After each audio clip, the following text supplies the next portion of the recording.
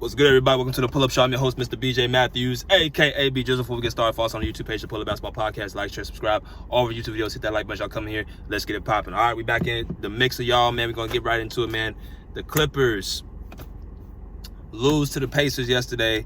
We're going to talk about the injuries to Norman Powell and Kawhi Leonard as well. But I want to talk about, the game and what I thought about it, how we competed, how we played, just everything in a nutshell. Like I told y'all before I get started, I am doing what they call playback TV.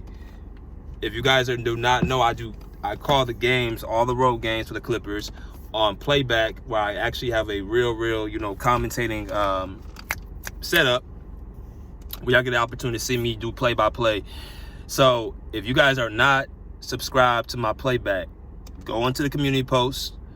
I put inside the community post where you can find the page on playback. You guys can become a member, no free of cost, free of charge. Get a chance to hear your boy on play-by-play announcement. Another skill of mine. So y'all don't want to miss out on that. But let's talk about yesterday's game. The Clippers lose their first game of the road trip to the Indiana Pacers.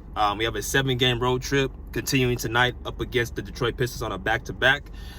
I mentioned to y'all earlier this before the road trip started, it's going to be determining how we finish towards the end of the season. Right now, we're not off to a great start.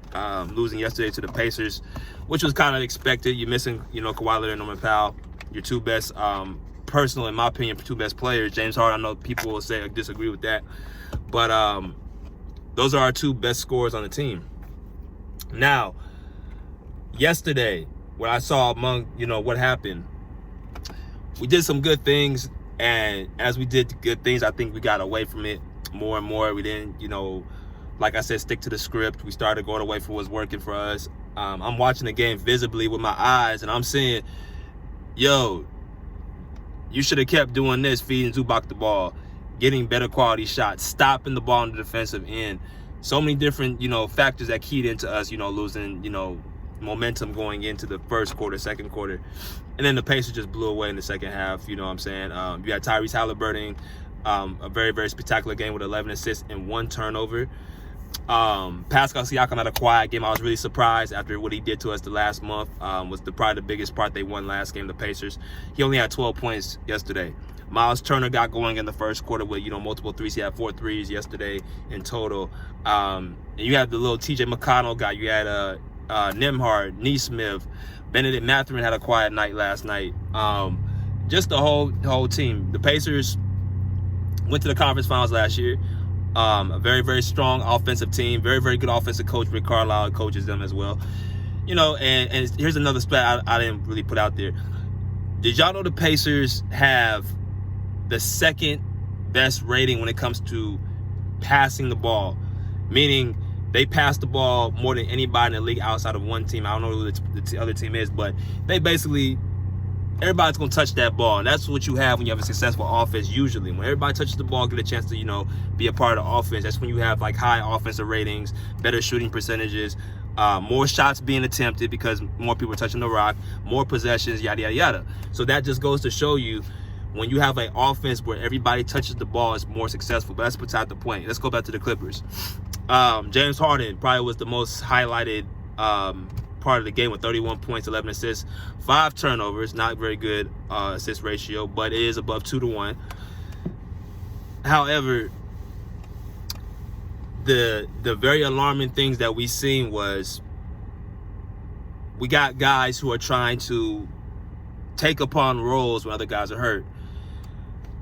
I was not aware Kawhi Leonard and Norman Powell were going to miss the game yesterday. Not both of them. Kawhi did practice on Saturday. Norman Powell did not practice, which I thought was kind of weird because he went into the All-Star game, obviously, was in the 3-point shootout, and he played against the Utah Jazz, had a very, very great game against Utah before going into the All-Star break. So you thought he would be ready for, the road trip, but then he gets called out. Now it's being reported that it's more specific what's going on with Norman Powell. It's left knee patella tendinopathy. Now, for you guys who do not know what that is, that word tendinopathy, y'all recall I did a video on Kawhi Leonard last year speaking upon his injury to his knee, his right knee, where he had different stages of tendinopathy.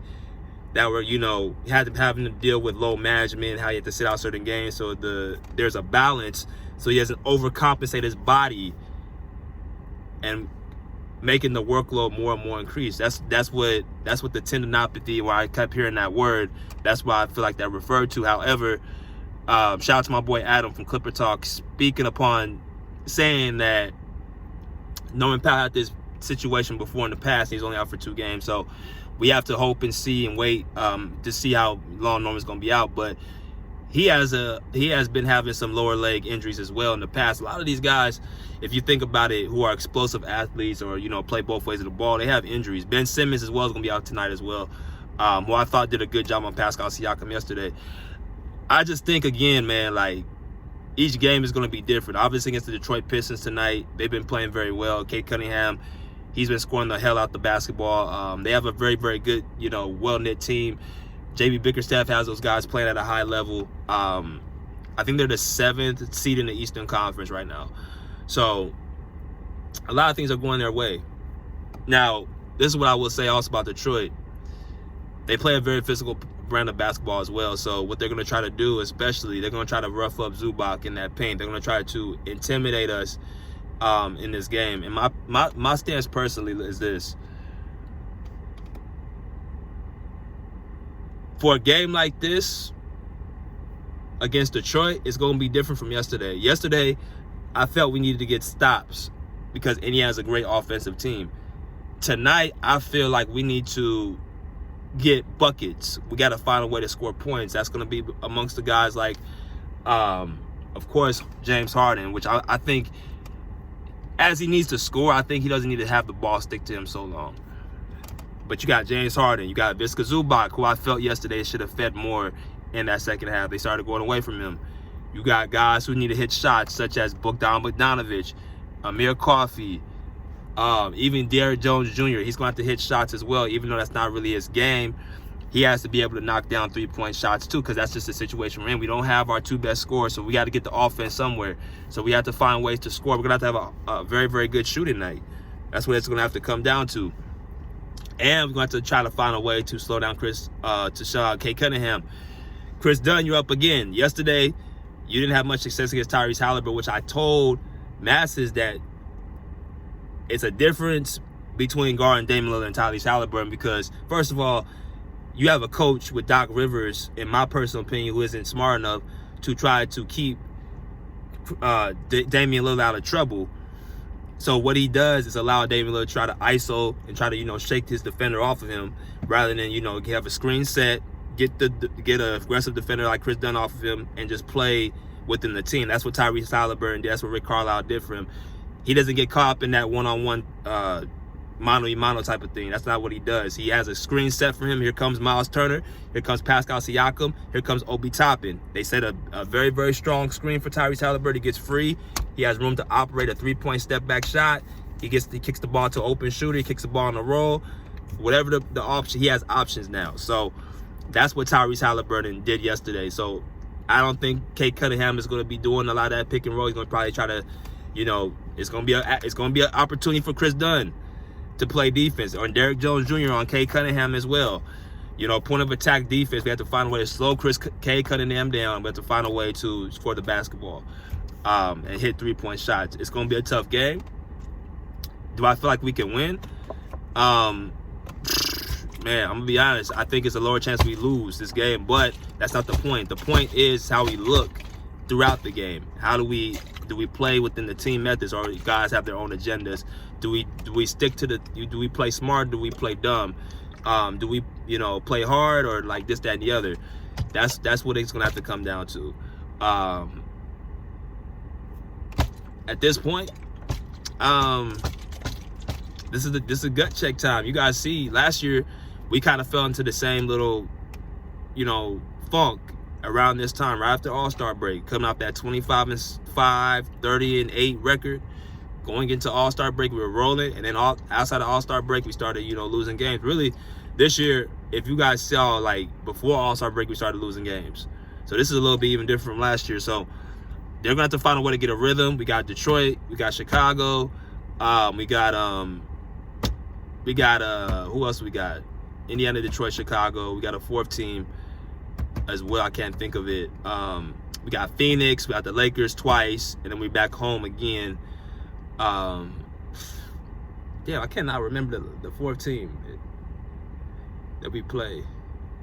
Anyway, that's upside the point. We have a lot of games we gotta, we gotta win games now. So I'm apologizing not, doing the show at my laptop. I'm outside getting some food and doing some other things, but I wanted to get this Clipper talk out to y'all, man. This little quick analysis. Detroit, we have to find a way to make shots tonight, and we have to find a way to slow down Cade Cunningham if we want to have any chance of winning, and feed Ivica Zubac in the post, because I feel like I don't know if Detroit really has much size. I know they have that crazy Isaiah Stewart, but we should have Ivica Zubac should have a mismatch tonight. But as until next time, pull up, see, pull up, check, put live. Peace out of here like swimwear.